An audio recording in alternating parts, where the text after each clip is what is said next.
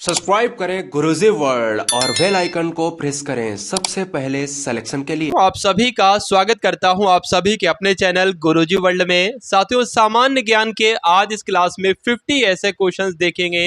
इन 50 questions के माध्यम से आपका पूरी सामान्य ज्ञान का रिवीजन हो जाएगा और ये वो क्वेश्चन है साथियों जो 2023 की परीक्षाओं में आपको दिखने वाले हैं। तो ये पेपर वाले प्रश्न, यानी कि पेपर में जाने से पहले पेपर वाले अगर आप लोग प्रश्नों को तैयार कर लेंगे तो परीक्षा बड़े ही आराम से फतेह हो जाएगी। तो साथियों, 1 से लेकर 50 तक 1 बाय 1 करके आपके सामने प्रश्न आएंगे। इन सभी प्रश्नों के आपको उत्तर बताना है और अपनी परीक्षा के लिए अपने आप को तैयार कर लेना है। तो पहला प्रश्न आपकी स्क्रीन पर आ चुका होगा। आपसे पूछा जा रहा है कि निम्नलिखित में से कौन भारत के गवर्नर जनरल थे। तो इनमें से साथियों मुझे एक नाम यहां पर नजर आ रहा है, चक्रवर्ती राजगोपालाचारी का। ये भारत के गवर्नर जनरल रह चुके हैं, ये आप लोग ध्यान रखेंगे। अगर आपसे ये पूछ ले कि स्वतंत्र भारत के पहले गवर्नर जनरल कौन थे, तो माउंटबेटन थे। अगर आपसे ये पूछा जाए स्वतंत्र भारत के पहले भारतीय गवर्नर जनरल कौन थे, तो चक्रवर्ती राजगोपालाचारी का नाम आपको ध्यान रखना है। उसके बाद देखिए साथियों, क्लास को आप सभी लोग एक बार लाइक करके एक बार शेयर कर दीजिए। आप सभी लोगों से रिक्वेस्ट है कि क्लास को शेयर एक बार आप सभी लोग अवश्य करेंगे। दूसरे नंबर का प्रश्न आपकी स्क्रीन पर आ चुका है। आपसे पूछा जा रहा है कि इनमें से भारत के किस वायसराय ने निर्वाचित स्थानीय सरकारी निकायों के सृजन की पहल की थी। बहुत अच्छा क्वेश्चन आपकी स्क्रीन पर है। आपको ध्यान रखना है लॉर्ड रिपन का नाम यहां पर आपका राइट आंसर हो जाएगा। स्थानीय स्वशासन के जनक की अगर बात करें तो कौन है साथियों, लॉर्ड रिपन है। उसके बाद देखिए साथियों, अगर बात करें साथियों, भारत में जो नियमित जनगणना की शुरुआत हुई वो किसके कार्यकाल से शुरू हुई, तो लॉर्ड रिपन के कार्यकाल से शुरू हुई। और जो पहली जनगणना थी जो कि 1872 में हुई थी, ये लॉर्ड मेयो के कार्यकाल में शुरू हुई थी। उसके बाद देखिए साथियों, अगला प्रश्न आपकी स्क्रीन पर जो है कि सैनिक विद्रोह के दौरान गवर्नर जनरल कौन थे, यानी कि जब 1857 की क्रांति हुई थी साथियों, आपसे पूछा जा रहा है उस समय गवर्नर जनरल कौन थे, बताने की कोशिश करेंगे। बताइए। चलिए, तो अगर आपका आंसर यहां पर ऑप्शन नंबर ए के साथ जा रहा है तो बिल्कुल करेक्ट आंसर आपका हो जाएगा भाई। बहुत बढ़िया, वेरी गुड क्लास। अब उसके बाद देखिए अगला प्रश्न आपकी स्क्रीन पर है कि विश्व के प्रजातंत्रवादी देशों में किस देश का संविधान सर्वाधिक लंबा और बहुत विस्तृत है। अमेरिका का, ब्रिटेन का, दक्षिण अफ्रीका का या भारत का। तो आप सभी लोग जानते हैं साथियों, भारत का जो संविधान बनाया गया है ना, वो अलग अलग देशों से कुछ जैसे कि राज्य के नीति निर्देशक सिद्धांत अलग देश से ले लिए गए, मौलिक अधिकार अलग देश से ले लिए गए, मौलिक कर्तव्य अलग देश से ले लिए गए, संविधान की प्रस्तावना अलग देश से ले ली गई। तो इस प्रकार से हमारा देश के संविधान जो हो गया वो देश का, दुनिया का सबसे लंबा, सबसे विस्तृत संविधान हो गया। ठीक है, तो इस प्रकार यही आपसे पूछा जा रहा है कि कौन से देश का संविधान सबसे ज्यादा लंबा और सबसे ज्यादा विस्तृत है। तो आंसर आपका जा रहा है ऑप्शन नंबर डी के साथ, जो कि बिल्कुल करेक्ट है भाई। बहुत बढ़िया, वेरी गुड क्लास। अब उसके बाद देखिए कि निम्न में से किस देश में वर्ष 1986 में यूनाइटेड किंगडम का शासन औपचारिक रूप से समाप्त हुआ। बहुत शानदार क्वेश्चन है। अगर आपको लग रहा हो ये क्वेश्चन अच्छा नहीं है तो मेरी मानिए क्वेश्चन बेहतरीन है और आपकी परीक्षा के लिहाज से सबसे ज्यादा शानदार क्वेश्चन है। तो आप लोग ध्यान रखेंगे कि किस देश में, तो ऑस्ट्रेलिया में 1986 में यूनाइटेड किंगडम का शासन औपचारिक रूप से समाप्त हुआ, इसलिए आंसर आपका ऑप्शन नंबर ए के साथ जाएगा। उसके बाद देखिए कितने वर्ष के विचार विमर्श के बाद भारतीय संविधान पर हस्ताक्षर किए गए। बताइए, अच्छा क्वेश्चन है, बताइए। देखिए, संविधान की अगर हम लोग बात करें तो आपको मालूम होना चाहिए कि 2 साल 11 महीने 18 दिन का समय लगा पूरे संविधान को तैयार करने में। ठीक है, अगर यहां पर हम लोग साथियों बात करें कि संविधान के जनक किसे कहा जाता है, तो डॉक्टर भीमराव अंबेडकर को कहा जाता है। यहां पर साथियों अगर बात करें साथियों, संविधान पर हस्ताक्षर किया गया यानी कि कितने वर्षों के बाद, तो आपको ध्यान रखना है कि 3 वर्षों के बाद। ठीक, अरे भाई संविधान को बनने में ही लगभग 3 सालों का समय लग गया, यानी कि 2 साल 11 महीने 18 दिन, तो 3 साल से थोड़ा कम। तो यहां पर आंसर आपका जो जाएगा वो 3 वर्ष के साथ जाएगा, जिनका भी आंसर डी है, तो बिल्कुल करेक्ट है। उसके बाद देखिए साथियों, अगला प्रश्न आपकी स्क्रीन पर है। आपसे पूछा जा रहा है कि भारत के राज्यसभा सदस्यों के अप्रत्यक्ष चुनाव के संवैधानिक प्रावधान को किस देश से लिया गया है। बताइए। चलिए, क्या होगा साथियों, इस प्रश्न का बिल्कुल सही आंसर बताने की कोशिश करेंगे। तो आप लोग यहां पर ध्यान रखेंगे, क्या ध्यान रखेंगे, दक्षिण अफ्रीका आप लोग ध्यान रखेंगे। यानी कि भारत के राज्यसभा के सदस्यों के जो अप्रत्यक्ष चुनाव होता है, इसके संवैधानिक प्रावधान को दक्षिण अफ्रीका से लिया गया है। अब उसके बाद देखिए अगला प्रश्न है कि भारतीय संविधान के किस अनुच्छेद में संसद के विश्रांति काल के दौरान राष्ट्रपति को अध्यादेश लाने की शक्ति प्रदान की गई है? चलिए, तो राष्ट्रपति को अध्यादेश लाने की शक्ति या राष्ट्रपति को जो अध्यादेश जारी करने की शक्ति होती है वो किस अनुच्छेद में उसका वर्णन किया गया है? तो अनुच्छेद 123 में उसका वर्णन किया गया है, ये बात आपको ध्यान रखना है। उसके बाद देखिए कि निम्नलिखित में से भारतीय संविधान का कौन सा अनुच्छेद शोषण के विरुद्ध अधिकार है? देखिए शोषण क्या होता है, मान लीजिए कोई एक मजदूर है, अब उसको एक दिन की साथियों जो उसका एक दिन का साथियों वो है जो भी उसकी मजदूरी है, एक दिन की मजदूरी मान लीजिए 8 घंटे की दी जा रही है, लेकिन उससे वर्क 10 घंटे का करवाया जा रहा है, तो ये 2 घंटे का उसका शोषण हो रहा है। तो इस शोषण के विरुद्ध भी अधिकार हमारे पास है कि हमारा शोषण नहीं हो सकता है। ठीक है, तो ये किस अनुच्छेद में बताया गया है आपसे पूछा जा रहा है, तो अनुच्छेद 23 आप लोग ध्यान रखेंगे। इस शोषण के विरुद्ध का जो अधिकार दिया गया है वो अनुच्छेद 23 में दिया गया है। ठीक है, तो इसलिए आंसर आपका किस ऑप्शन के साथ जाएगा? ऑप्शन नंबर सी के साथ जाएगा। अनुच्छेद 24 की अगर बात करते हैं तो जो भी 14 वर्ष से कम आयु के बच्चे होंगे, इन बच्चों को किसी भी जोखिम भरे काम में नहीं डाला जाएगा। ठीक है, ये बात आपको ध्यान रखना है। चलिए, अब उसके बाद देखिए अगला प्रश्न है आपकी स्क्रीन पर है, संविधान के प्रारंभ होने के बाद से किस अधिनियम नागरिकता पाने और गंवाने संबंधी प्रावधान है? आपसे पूछा जा रहा है। देखिए अगर हम लोग बात करते हैं यहाँ पर नागरिकता की, तो नागरिकता की अगर बात करें तो ये किस भाग में इसका वर्णन किया गया है? भाग 2 में इसका वर्णन किया गया है। और कौन से अनुच्छेद में इसका वर्णन किया गया है? तो नागरिकता से संबंधित जो प्रावधान है उनका वर्णन अनुच्छेद 5 से लेकर अनुच्छेद 11 में दिया गया है। तो आंसर की अगर बात करते हैं साथियों, आपको ध्यान रखना है नागरिकता अधिनियम 1955। तो संविधान के प्रारंभ होने के बाद से किस अधिनियम से? तो नागरिकता अधिनियम 1955 से नागरिकता पाने और नागरिकता गंवाने संबंधी प्रावधान है। उसके बाद देखिए कि भारतीय संविधान में मूल कर्तव्यों को किस संशोधन अधिनियम के द्वारा जोड़ा गया है? बताइए। चलिए, तो यहाँ पर आप लोग ध्यान रखेंगे मूल कर्तव्यों को 42वें संविधान संशोधन के तहत 42वें संविधान संशोधन अधिनियम के तहत जोड़ा गया है, इसलिए आंसर आपका ऑप्शन नंबर सी हो जाता है। नेक्स्ट नंबर का प्रश्न है कि परम आदेश रिट किसे कहते हैं? परम आदेश रिट साथियों क्या होती है? तो समझौता होना, किसी सरकारी निकाय से उसके कर्तव्यों का पालन कराना, या व्यक्ति को न्यायालय में पेश करना या सुनवाई की समाप्ति की मांग करना। तो आपको यहाँ पर ध्यान ये रखना है साथियों कि जो परम आदेश रिट होगी वो किसी सरकारी निकाय से उसके कर्तव्यों का पालन कराने के लिए होगी। उसके बाद देखिए भारतीय न्यायिक प्रणाली में रिट हिबियस कॉर्पस का शाब्दिक अर्थ क्या है? तो हिबियस कॉर्पस का साथियों इसका अर्थ आपसे पूछा जा रहा है, तो इसका अर्थ क्या होगा? आपको बंदी प्रत्यक्षीकरण का अधिकार प्राप्त होगा। भारत के राष्ट्रपति को शपथ कौन दिलाते हैं? प्रधानमंत्री, भारत के अटॉर्नी जनरल, भारत के मुख्य न्यायाधीश या उपराष्ट्रपति? तो आपको ध्यान रखना है साथियों, भारत के राष्ट्रपति को शपथ कौन दिलाएंगे? तो भारत के मुख्य न्यायाधीश दिलाएंगे, बात आपको ध्यान रखना है। अगर बात करें साथियों अनुच्छेद 60 में क्या है, तो राष्ट्रपति के शपथ के बारे में जो लिखा हुआ है यह अनुच्छेद 60 में लिखा हुआ, ये बात आपको ध्यान रखना है। अब उसके बाद देखिए अगला प्रश्न है कि भारत के राष्ट्रपति के संबंध में निम्नलिखित में से कौन सा कथन सत्य नहीं है? तो हमें यह जानना होगा कि कौन सा कथन सत्य है, कौन कौन से कथन सत्य हैं। तो भारत के राष्ट्रपति के संबंध में ठीक है लिखा हुआ वह प्रधानमंत्री और मंत्रालय की परिषद की नियुक्ति करता है, तो बिल्कुल सही। राष्ट्रपति के द्वारा प्रधानमंत्री और जो भी मंत्रालय की परिषद की नियुक्ति की जाती है वो राष्ट्रपति के द्वारा की जाती है। राष्ट्रपति देश का प्रथम नागरिक होता है, तो ये बात भी बिल्कुल सही है। वह रक्षा बलों के सर्वोच्च कमांडर होते हैं, तो ये बात भी बिल्कुल सही है। वह राष्ट्रीय आपातकाल की घोषणा नहीं कर सकते, तो राष्ट्रीय आपातकाल की घोषणा कर सकते हैं। तो इसलिए साथियों गलत कौन सा हो जाएगा? ऑप्शन नंबर डी वाला हो जाएगा, और ये आपका गलत हो जाएगा, तो यही आपका राइट आंसर हो जाएगा। चलिए उसके बाद देखिए साथियों अगला प्रश्न है कि निम्न में से किस चुनाव में महिलाओं के लिए 1/3 सीटें आरक्षित की गई हैं? आपसे पूछा जा रहा है। तो पंचायती राज, विधानसभा, राज्यसभा या लोकसभा? तो आंसर आपका किस ऑप्शन के साथ जा रहा है? ऑप्शन नंबर ए के साथ जा रहा है, जो कि बिल्कुल करेक्ट आंसर है भाई, बहुत बढ़िया, वेरी गुड क्लास। अब उसके बाद देखिए कि भारत की राष्ट्रीय विकास परिषद स्थापित हुई थी, तो 1940 में, 1957 में, 1952 में या 1965 में? बताने की कोशिश करेंगे आप सभी लोग। तो यहाँ पर आप लोग ध्यान रखेंगे भारत में जो राष्ट्रीय विकास परिषद की स्थापना की गई वो 6 अगस्त 1952 को की गई। अच्छा, किस समिति की संस्तुति पर की गई? तो केसी नियोगी समिति की संस्तुति पर की गई, ये बात भी आपको ध्यान रखना है। तो जिनका भी आंसर यहाँ पर ऑप्शन नंबर सी है तो बिल्कुल करेक्ट है।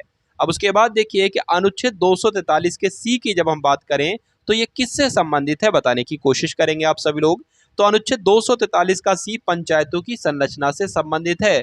किससे संबंधित है? पंचायतों की संरचना से संबंधित है। तो जिनका भी आंसर यहाँ पर ऑप्शन नंबर डी जा रहा है तो बिल्कुल करेक्ट हो जाएगा। पंचायतों से याद आया मुझे साथियों, राष्ट्रीय पंचायती राज दिवस कब मनाया जाता है? तो 24 अप्रैल को मनाया जाता है। उसके बाद देखिए, भारतीय संविधान के निम्न में से किस संशोधन द्वारा दिल्ली को राष्ट्रीय राजधानी क्षेत्र का दर्जा दिया गया? बताइए। तो साथियों, वो कौन सा संशोधन अधिनियम था? 74वां संशोधन अधिनियम, 69वां, 63वां या 76वां संविधान संशोधन अधिनियम, जिसके द्वारा दिल्ली को राष्ट्रीय राजधानी क्षेत्र का दर्जा दिया गया? तो आंसर आपका 69वां संविधान संशोधन हो जाएगा। तो जिनका भी आंसर यहाँ पर ऑप्शन नंबर बी है तो बिल्कुल करेक्ट है। उसके बाद देखिए कि किस संवैधानिक संशोधन में नीति निर्देशक तत्वों को मौलिक अधिकारों पर वरीयता दी गई है? बताइए। तो किस संवैधानिक संशोधन में साथियों? 42वें संवैधानिक संशोधन में आपको ध्यान रखना है कि नीति निर्देशक तत्वों को मौलिक अधिकारों पर वरीयता दी गई है। उसके बाद देखिए, सत्यमेव जयते उद्धरण भारत के राष्ट्रीय प्रतीक पर देवनागरी लिपि में अंकित है। यह उद्धरण कहाँ से लिया गया है? ये कई बार, सैकड़ों बार साथियों ये क्वेश्चन पूछा जा चुका होगा अलग अलग परीक्षाओं में, तो बताने की कोशिश करेंगे क्या इसका राइट आंसर होगा। देखिए, सत्यमेव जयते का मतलब क्या होता है? सत्य की सदैव विजय होती है, ये इसका मतलब हो जाएगा। ये कहाँ से लिया गया है? तो मुंडकोपनिषद से लिया गया है। ये बात भी आपको ध्यान रखना है। तो सभी का आंसर यहाँ पर ऑप्शन नंबर ए है, जो कि बिल्कुल करेक्ट है। उसके बाद देखिए, आपसे पूछा जा रहा है कि भारत का राष्ट्रीय वृक्ष कौन सा है? बरगद, आम, साल या पीपल? तो आप लोग ध्यान रखेंगे, यहाँ पर भारत के राष्ट्रीय वृक्ष की जब हम बात करते हैं तो बरगद भारत का राष्ट्रीय वृक्ष है। उसके अलावा भारत का राष्ट्रीय पक्षी क्या है? मोर भारत का राष्ट्रीय पक्षी है। राष्ट्रीय गीत क्या है? तो वंदे मातरम भारत का राष्ट्रीय गीत है। इतना आप लोग ध्यान रखेंगे। नेक्स्ट नंबर का क्वेश्चन है कि आपसे पूछा जा रहा है कि द्रविड़ मुनेत्र कड़गम की स्थापना कब की गई? सॉरी, कहाँ पर की गई? कहाँ पर नहीं की, बल्कि किसके द्वारा की गई, आपसे पूछा जा रहा है, बताने की कोशिश कीजिए।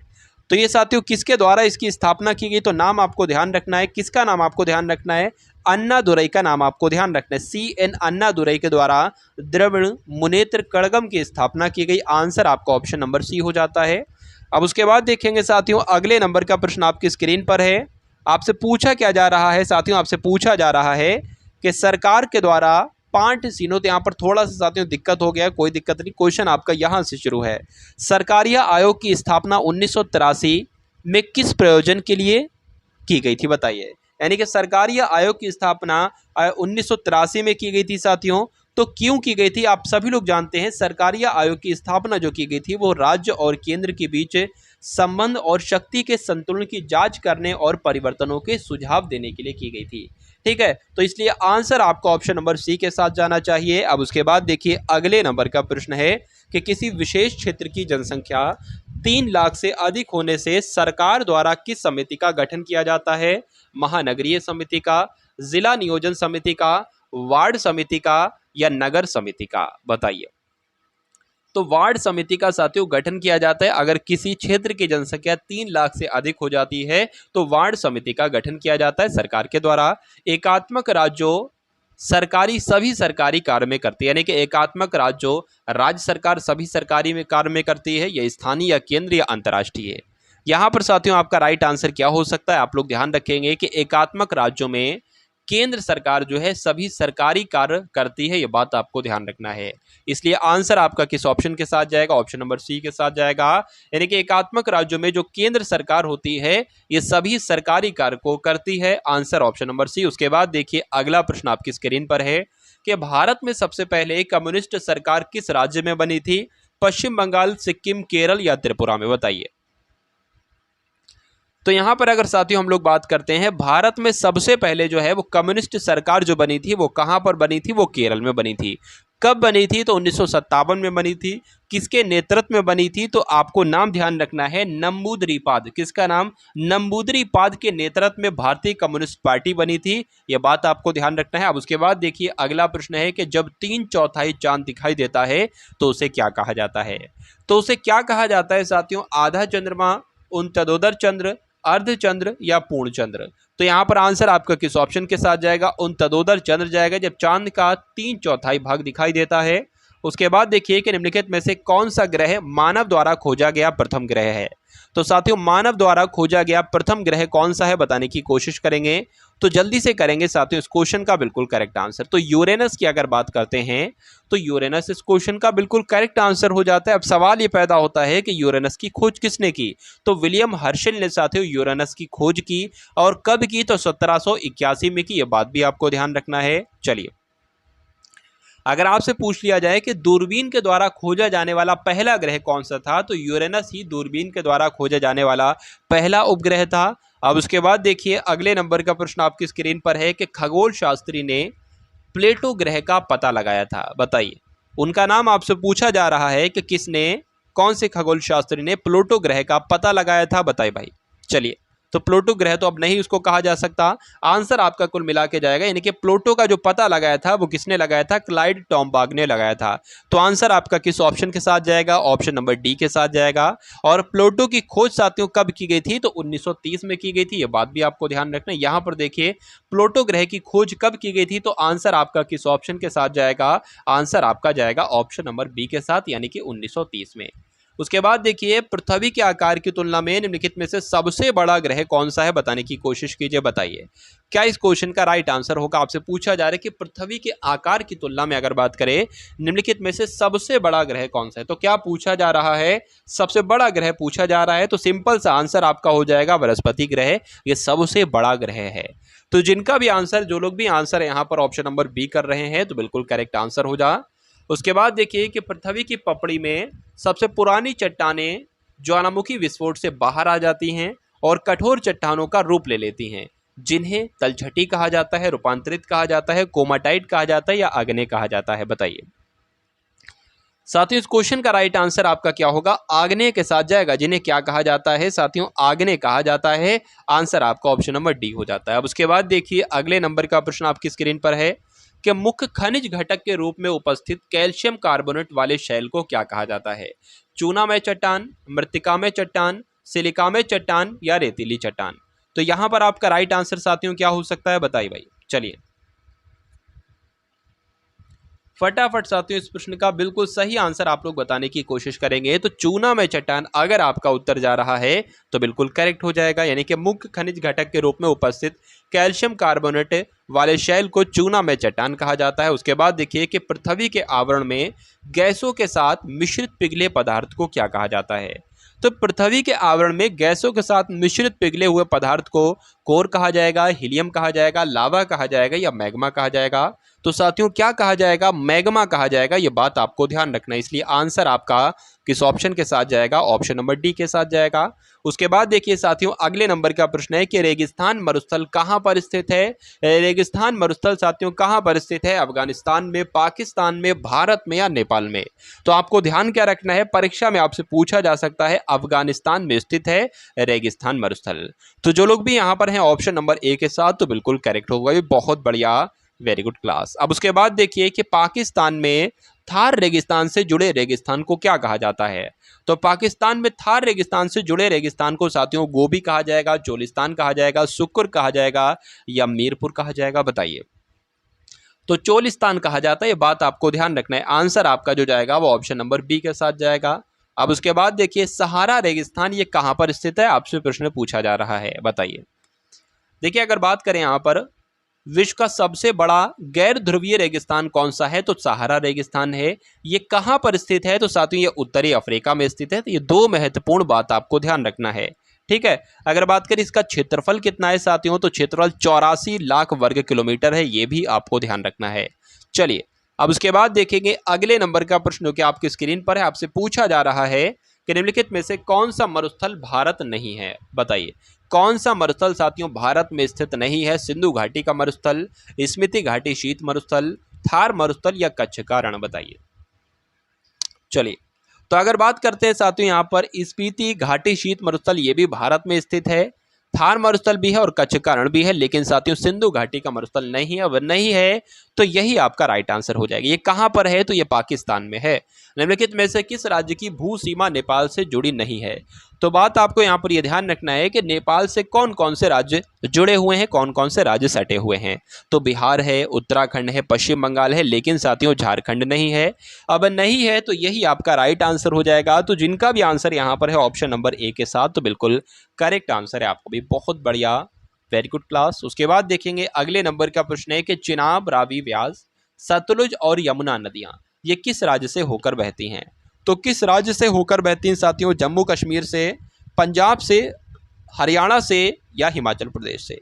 तो कहाँ से ये होकर बहती हैं? आपको ध्यान रखना है कि हिमाचल प्रदेश से ये होकर बहती हैं, इसलिए आंसर अगर आपका जा रहा है ऑप्शन नंबर डी के साथ तो बिल्कुल करेक्ट आंसर हो जाता है आपका। चलिए उसके बाद देखेंगे नेक्स्ट नंबर का क्वेश्चन है कि भारत की सबसे पुरानी तेल रिफाइनरी डिगबोई कहां पर स्थित है? बताइए। तो मथुरा के डिगबोई में, असम के डिगबोई में, कलोल के या मेघालय में? आंसर आपका किस ऑप्शन के साथ जाएगा? तो आप लोग यहां पर ध्यान रखेंगे भारत की सबसे पुरानी तेल रिफाइनरी ये साथियों जो है वो असम के डिगबोई में स्थित है। आंसर जिनका बी है तो बिल्कुल करेक्ट है। अब उसके बाद देखेंगे अगले नंबर का प्रश्न जो आपकी स्क्रीन पर है कि काकरापार परमाणु ऊर्जा स्टेशन ये राजस्थान में है, कर्नाटक में है, गुजरात में है या साथियों महाराष्ट्र में है? बताने की कोशिश कीजिए। तो यहां पर आपको ध्यान ये रखना है कि अगर आपसे ये पूछ लिया जाए परीक्षा में क्या कि काकरापार परमाणु ऊर्जा स्टेशन कहां पर है? तो गुजरात में है।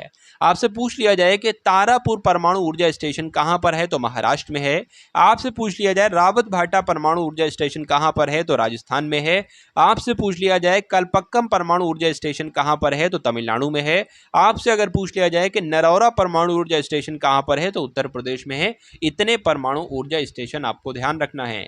अब उसके बाद देखिए अगले नंबर का प्रश्न है कि साहा नाभिकीय भौतिक संस्थान ये कहां पर स्थित है?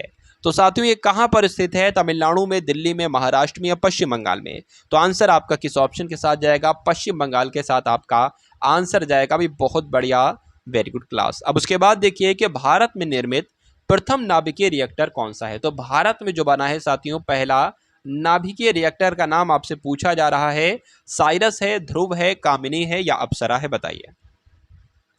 तो आंसर आपका ऑप्शन नंबर डी के साथ जा रहा है जो कि बिल्कुल करेक्ट आंसर हो जाता है आपका। भाई बहुत बढ़िया, वेरी गुड क्लास। अब उसके बाद देखिए जम्मू इनमें से किस नदी के तट पर स्थित है? आपसे पूछा जा रहा है, बताइए।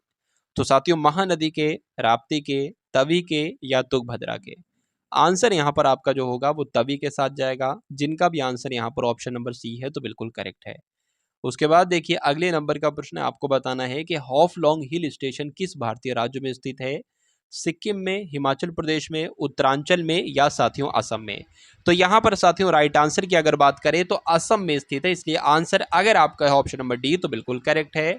उसके बाद देखिए अनंतनाग ये जम्मू कश्मीर में एक शहर है, सिक्किम में एक शहर है, हिमाचल प्रदेश का एक शहर है या उत्तराखंड का एक शहर है? बताइए। तो अनंतनाग की जब हम बात करते हैं साथियों जम्मू कश्मीर में स्थित है अनंतनाग, इसलिए आंसर अगर आपका ऑप्शन नंबर ए है तो बिल्कुल करेक्ट आंसर है आपका। उसके बाद देखिए आज की क्लास का अंतिम प्रश्न आपकी स्क्रीन पर है कि किस भारतीय शहर को गुलाबी शहर के नाम से जाना जाता है? जयपुर को, जोधपुर को, जबलपुर को या शोलापुर को? तो अगर बात करें साथियों बुनकरों का शहर किसे कहा जाता है? पानीपत को। अंतरिक्ष का शहर बेंगलुरु को। तो ये बात आपको ध्यान रखना है साथियों। चलिए अगर बात करें साथियों यहाँ पर गुलाबी शहर किसे कहा जाता है? तो जयपुर को गुलाबी शहर कहा जाता है। जिनका भी आंसर यहाँ पर ऑप्शन नंबर ए है तो बिल्कुल करेक्ट है। तो ये थे साथियों सामान्य ज्ञान के 50 अति महत्वपूर्ण प्रश्न आप सभी की परीक्षा के लिए। तो उम्मीद करता हूँ क्लास आपको पसंद आई होगी। अगर पसंद आई है तो क्लास को एक बार लाइक करके क्लास को शेयर करेंगे। मिलते हैं हम सभी लोग आने वाली वीडियो में। जय हिंद साथियों। सब्सक्राइब करें गुरुजी वर्ल्ड और बेल आइकन को प्रेस करें सबसे पहले सिलेक्शन के लिए।